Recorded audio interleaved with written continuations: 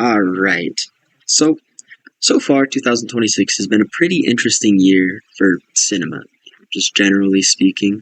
But one of the things that I found most interesting was so far, we've had two movies about guys trapped in a tube alone in space. But of the two, I believe that one was significantly better, that being Project Hail Mary.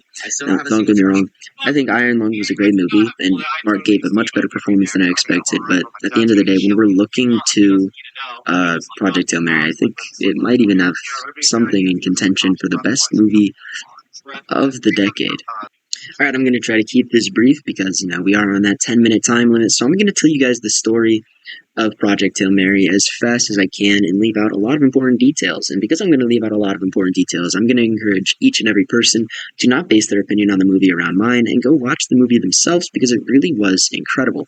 But let's get right into that. So, first, we wake up on a spaceship with Ryland Grace, and he has no idea who he is. He doesn't even know that he is Ryland Grace, and he's trying to figure out who he is the whole time. He slowly discovers that he's smart, and we eventually start getting flashbacks that we later understand he's having at the same time as us, explaining the past, the most important of these being the first one, where it flashes back to him being in a classroom, being a middle school teacher, talking about something called astrophage. You see, astrophage is essentially this little bacteria that goes to Venus and to our sun, and it essentially is breeding on Venus and eating our sun, killing our sun slowly and causing our planet to freeze up. This is obviously a bad. Then it flashes back again to him getting told by some fancy biology lady that he is the person that they need. I'm not sure exactly why still. They talk briefly about how he's willing to go against people that are famous in his field for being correct and tell them that they're wrong, and we get a little scene showing that, but I'm not sure that quite qualifies him to the extent they need, but regardless, I digress. Later, it shows him actually making some discoveries, like that the astrophage is going to Venus to breed in the first place, that little thing I was talking about earlier. And through these lines of discoveries, he eventually becomes one of the most important scientists on the entire crew of this crew called Project Hail Mary, which, is obviously the movie's name, and the movie's name has a lot of symbolism into what the movie's trying to do. They're trying to throw a Hail Mary attempt to save the world and stop the world from freezing over. So then we go in and go back to the spaceship, and we see him slowly approaching this sun system. And the importance of this sun system is that, first of all, it's super, super far away from ours, but second of all, that the sun system doesn't have this problem of the sun dying.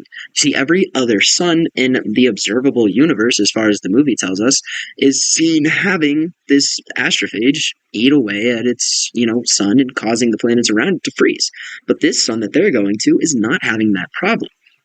And so we kind of have to start wondering why, and don't worry, we'll get to the answer later. But before we get to the answer why, he runs into an alien spaceship that is actually there for the exact same reasons that they later find out.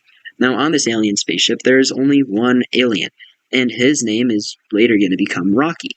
And Rocky is there because he's also trying to save his star, and he believes that maybe him and Ryland Grace could help each other find out why, this star is surviving. And Ryland ultimately agrees. They have this little tube that connects the two of them so that they can learn to talk to each other in some questionable methods. And later, Rocky ends up moving in. Also in a little hamster ball that he made himself because he has little metal-wielding hands. Now, the characters slowly connect. They learn a little bit about each other. Ryland Grace learns that, all of Rocky's crew had died, and Ryland Grace's crew, which I think I might have left out on accident, has also died too. So they're both essentially loners in this universe trying to find out this mystery about the surviving star. Now, as they develop, Rocky kind of slowly discovers that Ryland Grace is not actually going to survive. You see, a part of this Project Hail Mary idea was that, the person who went and did it probably wouldn't be able to survive themselves. It was saving humanity, not themselves. And Ryland Grace hadn't come to terms with that. We learned that through the rest of the flashbacks, that he was not very happy with the idea of sacrificing himself, and it wasn't even supposed to be him that was sacrificing himself. But eventually he got forced to do it against his will, and ultimately it caused him to be the person out there sacrificing their own life for humanity instead of someone else. Now, this ends up being alright, because Rocky, very emotional creature, doesn't want Ryland Grace to die, which makes total sense to me. And he says, I'll give you enough fuel for you to get home, and it will only take me 6 years longer to get home. And quick side note here, the fuel is actually the astrophage itself. It's important as the explanation goes on. So Ryland Grace is super excited that Rocky is letting him have some astrophage so he can go home too. And so they get ready to go do it. They fly over to this planet that seems to be where the astrophage is going to breed, because every solar system has a planet like that. And they find out the exact same amount of astrophage going in is coming out. And to understand why, they start asking each other questions, and Rocky makes the discovery that there must be some predator on the planet that is able to kill the astrophage.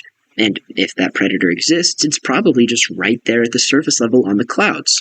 So they set up a big chain with a ball attached to the end. They call it fishing, and then they begin to slide the ball through, and they eventually catch this, bacteria.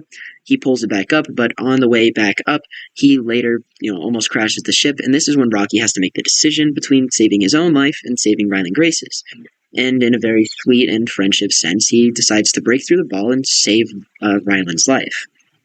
Now, in this scene, Rocky's essentially like burning. He flips on the gravity system and, the booster so that they can get out into orbit, and he builds himself into a little ball that is essentially, his safety hole.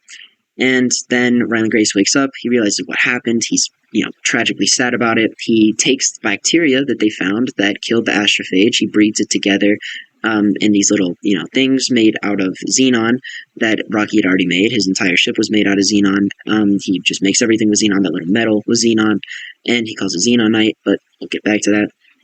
And yeah, he breeds it to be nitrogen resistant, because they find out that that's why that's not working on their planets. And they go their separate ways. But unfortunately, since Rocky's ship was made out of xenonite and the bacteria was designed to eat astrophage, the fuel for the ships, the bacteria breaks out, eats the astrophage, and then Ryland Grace is forced to essentially go back and save Rocky, which, shows him developing as a character. He's choosing to be brave, and he's choosing to stand up for those that he loves. And he goes out there and saves him, and they essentially live happy ever after on Rocky's planet. And that's the story. So let's go ahead and talk about what exactly this story means. So let's go ahead and start with the first idea, which is the plot. I think that the plot was incredible for this movie, but I'm not happy with the end. As far as the beginning and middle go, I feel like it was incredible. It made me, cry when I was supposed to cry. It made me laugh when I was supposed to laugh. It hit every emotion that it was supposed to. But towards the end, when we got to him sort of living happily ever after, I feel like it was sort of lackluster. The most famous movies are usually ones with sad endings because they give you something to hold on to and you remember them better. I'm not going to remember Rocky and Ryland living happily ever after in a couple of years. Another criticism that I have is the soundtrack. Now, as far as the non-original soundtrack goes, the Harry Styles and the Beatles, I think that they picked great songs, but when we look to the original soundtrack, it sort of felt unmemorable. For example, if I were to play this song,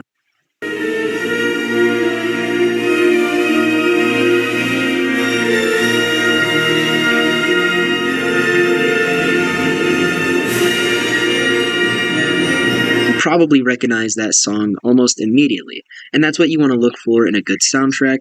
I don't think the soundtrack was bad by any means, especially a musical sense. I just think it was unmemorable.